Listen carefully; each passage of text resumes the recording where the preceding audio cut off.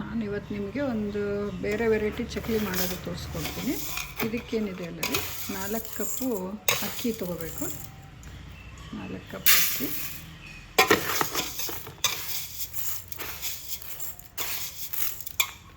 ಈ ಥರ ಅಳತೆ ಮಾಡಿ 4 ಕಪ್ಪು ಅಕ್ಕಿ.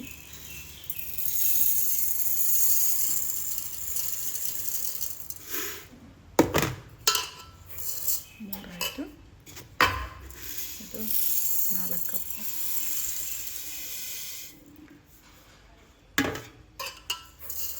ನಾಲ್ಕು ಕಪ್ಪು ಅಕ್ಕಿಗೆ 1 ಕಪ್ಪು ಉದ್ದಿನಬೇಳೆ,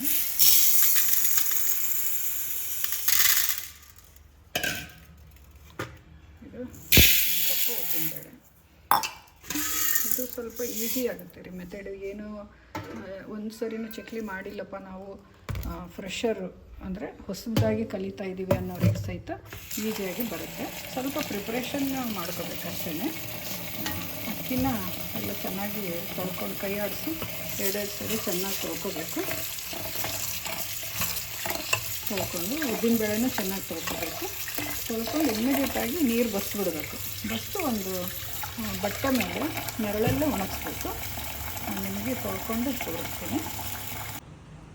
ನೀಟಾಗಿ ಇದನ್ನು ಎಲ್ಲ 2 ಸರಿ ಕೈ ಆಡಿಸಿ ತೊಳ್ಕೊಂಡು ಅಕ್ಕಿದು ನೀರೆಲ್ಲ ಬಸ್ದುಬಿಟ್ಟು ಅಂದರೆ ಶೋಧಿಸ್ಬಿಟ್ಟು ಇದನ್ನು 2 ಸಲ ನೀರು ಹಾಕಿ ತೊಳ್ಕೊಂಡು ಅಕ್ಕಿ ಇದು ಉದ್ದಿನಬೇಳೆದ ನೀರಾಗಲಿ ಅಕ್ಕಿ ನೀರಾಗಲಿ ನೀಟಾಗಿ ಸೋಸಿ ತಕ್ಕೊಂಬಿಟ್ಟಿವ್ರಿ, ಅಂದರೆ ಸೋದಿಸ್ಬಿಟ್ಟಿವಿ.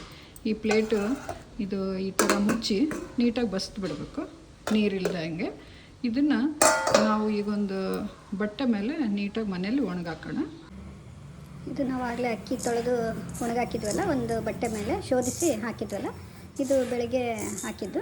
ಸೊ ಸಂಜೆವರೆಗೂ ಈ ಥರ ನೀಟಾಗಿ ಒಣಗಿದೆ ರೀ. ಇದನ್ನೇನಿಲ್ಲ, ಸ್ವಲ್ಪ ಬಿಸಿ ಆಗೋವರು ಉರಿಬೇಕು, ಕೆಂಪಾಗೋವ್ರಿಗಲ್ಲ, ಸ್ವಲ್ಪ ಬಿಸಿ ಆಗೋವ್ರಿಗೆ. ಅಂದರೆ ಇದರಲ್ಲಿ ಇನ್ನೂ ತೇವಾಂಶ ಇದ್ದರೆ ಹೋಗಲಿ ಅನ್ನೋದಕ್ಕೆ. ಗಿರಣಿಗೆ ಹಾಕಿಸಿದಾಗ ಅದಕ್ಕೆ ಕಲ್ಲಿಗೆ ಅಂಟಬಾರ್ದಲ್ಲ, ಸೊ ಅದು ತೊಳೆಯೋದ್ರಿಂದ ಹಗುರ ಬರ್ತಾವಂತೆ. ಸೊ ಹಗುರ ಬರ್ತದೆ. ಸೊ ಈ ಥರ ಒಣಗಿರುತ್ತಲ್ಲ, ಇದನ್ನು ಇನ್ನು ಸ್ವಲ್ಪ ಹಸಿ ಅಂಶ ಇರುತ್ತಲ್ಲ, ಇದು ಹೋಗೋವರೆಗೂ ಉರಿಬೇಕು, ಕೆಂಪಾಗಬಾರ್ದು. ನಾನು ಅದನ್ನು ಉರಿಯೋದು ತೋರಿಸ್ತೀನಿ. ಸೊ ಉದ್ದಿನಬೇಳೆ ಈ ಥರ ಆಗಿದೆ. ಇದು ಈ ಥರ ಇದೆ. ಬೆಳಗ್ಗೆ ತೊಳೆದು ಹಾಕಿದ್ದೆ, ಈಗ ಸಂಜೆ ಬೆಳಗ್ಗೆ 10 ಗಂಟೆಗೆ ಹಾಕಿದ್ದೆ, ಈಗ ಸಂಜೆ 6 ಗಂಟೆ ಅಷ್ಟೊತ್ತಿಗೆ ಈ ಥರ ಒಣಗಿದೆ. ಇನ್ನೂ ಸ್ವಲ್ಪ ಕಾಳು ಹಸಿ ಅಂಶ ಇರುತ್ತಲ್ಲ, ಅದು ಹೋಗೋವರೆಗೂ ಸ್ವಲ್ಪ ಹುರ್ಕೊಳ್ಳೋಣ. ಇದನ್ನು ಸ್ಟವ್ ಹಚ್ಚಿ ನೀಟಾಗಿ ಉರಿತಾ ಇದ್ದೀನಿ. ಈ ಥರ ಸಣ್ಣ ಉರಿ ಇಟ್ಕೊಂಡು ಕಾಳು ಬಿಸಿ ಆಗೋವರೆಗೂ ಉರಿಬೇಕು. ಕೆಂಪಾಗಬೇಕನ್ನೋದೇನಿಲ್ಲ, ಸ್ವಲ್ಪ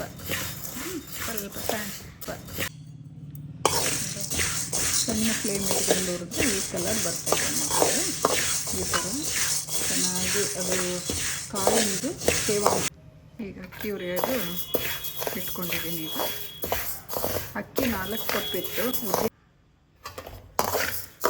ಅಕ್ಕಿನೂ ಇದು ನೀಟಾಗಿ ಲೋ ಫ್ಲೇಮಲ್ಲಿ ಇಟ್ಕೊಂಡು ಹುರಿದಿದ್ದಾಯಿತು. ಈಗ ಅದೇ ಬೇಳೆ ಜೊತೆಗೇ ಇದು ಹುರಿದಿದ್ದ ಅಕ್ಕಿನೂ ಕೂಡಿಸ್ಬೋದು. ಇದು ಯಾಕಂದರೆ ಕೂಡಿಸಿ ಉರಿಬಾರ್ದು ರೀ, ಯಾಕಂದರೆ ಬೇಳೆ ಸ್ಲೋ ಆಗಿ ಆಗುತ್ತೆ, ಅಕ್ಕಿ ಬೇಗ ಆಗುತ್ತವೆ.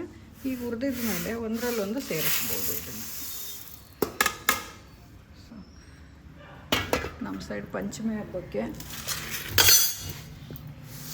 ಹಾಕ್ತೀನಿ. ಇನ್ನು ಅರ್ಧ ಭಾಗ ಅಕ್ಕಿ ತೆಗೆದಿಟ್ಟಿದ್ಮೇಲೆ 2 ಕಪ್ ಆಗೋಷ್ಟು ಅದನ್ನು ಈಗ ಹಾಕ್ಕೊಂಡು ಅದನ್ನು ಚೆನ್ನಾಗಿ ಹುರಿತೀನಿ. ನಮ್ಮ ಸೈಡು ಪಂಚಮಿ ಅಕ್ಕಿ ಬಿಸಿ ಆಯಿತು. ಸ್ಟವ್ ಆಫ್ ಮಾಡಿಬಿಟ್ಟು ಇದನ್ನು ಅದೇ ಪಾತ್ರೆಗೆ ಟ್ರಾನ್ಸ್ಫರ್ ಮಾಡೋಣ. ಅದು ಮಧ್ಯೆ ಉದ್ದಿನಬೇಳೆ ಹಾಕಿಟ್ಟಿದ್ನಲ್ಲ, ಅದ್ರ ಜೊತೆನೇ ಹುರಿದಿದ್ದ ಅಕ್ಕಿನೂ ಹಾಕಿದೆ. ಇದನ್ನೊಂದು ಟ್ರಿಪ್ ಅಕ್ಕಿನೂ ಹಾಕ್ತೀನಿ. ಸೊ ಇದೆಲ್ಲ ಸೇರಿಸಿ ಸ್ವಲ್ಪ ತಣ್ಣಗಾಗಬೇಕು. ಇದು ತಂಪಾದ್ಮೇಲೆ, ಅಂದರೆ ಇದು ನಾರ್ಮಲ್ ಟೆಂಪ್ರೇಚರಿಗೆ ಬಂದಮೇಲೆ ಇದನ್ನು ಗಿರಣಿಗೆ ಹಾಕ್ಸ್ಕೊಂಡು ಬರಬೇಕು.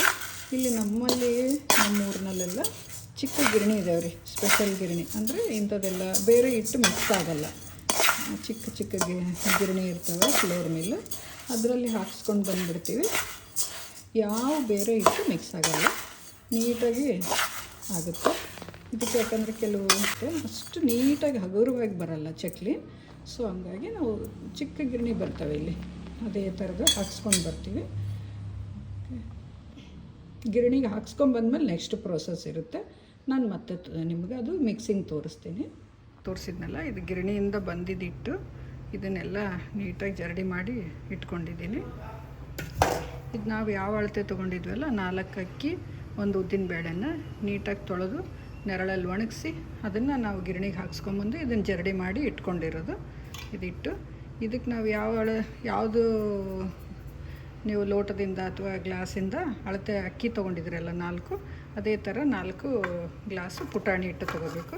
ನಾನು ಪುಟಾಣಿನ ಮಿಕ್ಸಿಗೆ ಹಾಕ್ಕೊಂಡು ಇದನ್ನು ಜರಡಿ ಮಾಡಿ ಇಟ್ಕೊಂಡಿದ್ದೀನಿ ರೀ. ಇದನ್ನು ಯಾವ ಅಳತೆ 4 ಲೋಟ ನಾವು ಅಕ್ಕಿ ತೊಳೆದಿದ್ವಲ್ಲ ಅದೇ ಗ್ಲಾಸಿಂದನೇ 4 ಲೋಟ ಪುಟಾಣಿ ಹಿಟ್ಟು ಇದಕ್ಕೆ ಬೆರೆಸ್ಕೋಬೇಕು. 4 ಕಪ್ ಅಕ್ಕಿ, 1 ಕಪ್ ಉದ್ದಿನ ಬೇಳೆ, 4 ಕಪ್ಪು ಪುಟಾಣಿ ಹಿಟ್ಟು ರೀ. ಇದು ಹುರ್ಕಡ್ಲೆ ಹಿಟ್ಟು ಅಂತೀವಿ, ಪುಟಾಣಿ ಹಿಟ್ಟು ಅಂತೀವಿ. ಇದನ್ನು ಸೇರಿಸ್ಕೋಬೇಕು.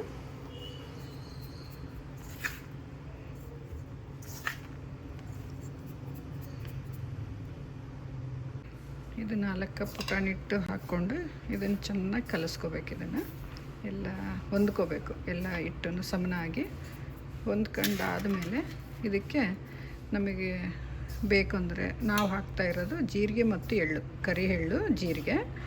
ನಿಮಗೆ ಇಷ್ಟ ಇದ್ದವರು ಬರೀ ಜೀರಿಗೆಂದ ಹಾಕ್ಕೋಬೋದು, ಎಳ್ಳೊಂದೇ ಹಾಕ್ಕೋಬೋದು. ಬೇಕಾದರೆ ಖಾರ ಪುಡಿ, ಉಪ್ಪು ಎಲ್ಲ ಸೇರಿಸ್ಕೋಬೇಕು. ನಾವು ಖಾರ ಹಾಕಲ್ಲ, ಹಂಗೆ ಸಪ್ಪಂದು ಮಾಡ್ತೀವಿ. ನಿಮಗೆ ಖಾರ ಬೇಕಂದವ್ರು ಖಾರ ಹಾಕ್ಕೋಬೋದು. ನಾನು ನೀಟಾಗಿ ಕಲಸಿ ಅದಕ್ಕೆ ಕಲಸಾದ್ಮೇಲೆ ಈಗ ನಾವು ಅದೆಲ್ಲ ಇಟ್ಟು ಜರಡಿ ಮಾಡಿಕೊಂಡು ಪುಟಾಣಿ ಹಿಟ್ಟು ಸೇರಿಸ್ಕೊಂಡ್ವಲ್ಲ, ಅದಕ್ಕೆ 1 ಇಡಿ ಜೀರಿಗೆ ಹಾಕಿದ್ದೀನಿ, 1 ಇಡಿ ಕರಿ ಎಳ್ಳು ಹಾಕಿದ್ದೀನಿ. ಇದಕ್ಕೆ ನಮಗೆ ರುಚಿಗೆ ತಕ್ಕಷ್ಟು ಉಪ್ಪು ಹಾಕೋಣ. ಉಪ್ಪು ನಾವು ಹಿಮಾಲಯನ್ ಸಾಲ್ಟ್, ಪಿಂಕ್ ಸಾಲ್ಟೇ ಬಳಸೋದ್ರಿಂದ ನಾನು ಅದನ್ನೇ ಹಾಕ್ತಿದ್ದೀನಿ. ಅದು ಹೆಲ್ತಿಗೆ ತುಂಬ ಒಳ್ಳೆಯದು. ಸೈಂದ್ರ ಲವಣ ಅಂತಾರೆ, ಪಿಂಕ್ ಸಾಲ್ಟ್ ಅಂತಾರೆ, ಸಮುದ್ರ ಉಪ್ಪು ಅಂತಾರೆ, ಸೌಂದರ್ಯ ಲವಣ, ಈ ಥರ ಇದನ್ನೇ ನಾನು ಹಾಕಿದ್ದೀನಿ. ಇದಕ್ಕೆ ನಾವು ಈಗ ಇದನ್ನೆಲ್ಲ ಮತ್ತೆ ನೀಟಾಗಿ ಕಲಿಸ್ಕೊಂಬಿಡೋಣ. ಕಲಿಸ್ಕೊಂಡ್ಮೇಲೆ ಇದು ಯಾವ ಅಳತೆಯಿಂದ ಅಕ್ಕಿ ಹಾಕ್ಕೊಂಡಿದ್ವಲ್ಲ ಅದು ಅಳತೆಯಿಂದನೇ 4 ಲೋಟ ಪುಟಾಣಿ ಹಿಟ್ಟು ಹಾಕ್ಕೊಂಡ್ವಿ. 1 ಕಪ್ ಎಣ್ಣೆ ರೀ.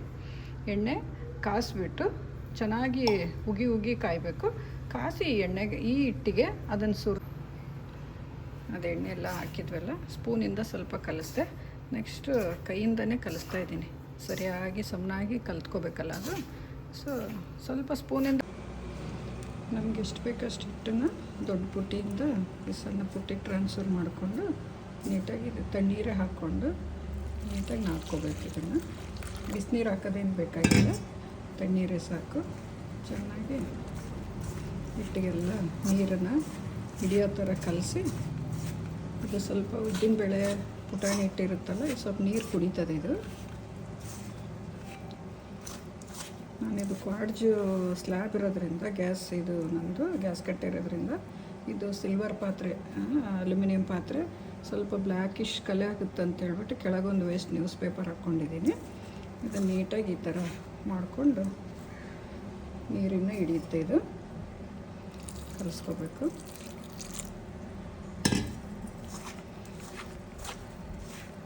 ನೀಟಾಗಿ ಚಪಾತಿ ಟೆಂಗೆ ನೀರಾಗಿ ಸ್ವಲ್ಪ ಕಲಿಸ್ಕೊತೀವಲ್ಲ ಅದೇ ಥರ ಕಲಿಸ್ಕೊಂಡು ಚೆನ್ನಾಗಿ ಇದಿಟ್ಟು ನಾದಿದ ಮೇಲೆ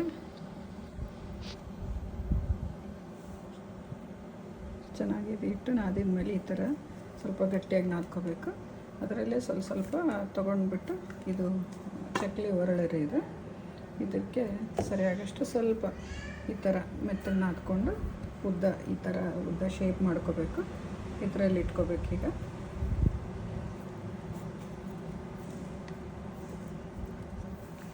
ಕಡಿಮೆ ಆದರೆ ಇನ್ನು ಸ್ವಲ್ಪ ತೊಗೊಂಡು ಇಟ್ಕೊಳ್ರಿ. ಈ ಲೆವೆಲ್ಗೆ ಇಟ್ಕೊಂಡು ಇದನ್ನು ಮುಚ್ಕೋಬೇಕೀಗ. ಓಕೆ, ಈ ಥರ ಎಣ್ಣೆಯಿಂದ ಕೆಂಪಾದಮೇಲೆ ಎಲ್ಲವುದು ತೆಗೆದು ಒಂದು ಪ್ಲೇಟಿಗೆ ಹಾಕ್ಕೊಳ್ತಾ ಇದ್ದೀನಿ. ಇದು ಈ ಪ್ಲೇಟಿಗೆ ಹಾಕ್ಕೊಂಡಿದ್ದೀನಿ. ನೋಡಿರಿ, ಇನ್ನೂ ಸ್ವಲ್ಪ ಇದ್ದಾವೆ.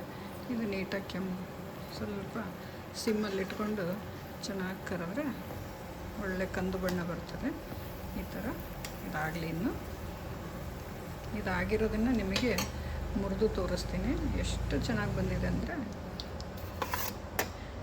ನೀವು ಅಂದ್ಕೊಳ್ಳೋದೇ ಇಲ್ಲ ಇಷ್ಟು ಈಸಿಯಾಗಿ ಬರುತ್ತಾ.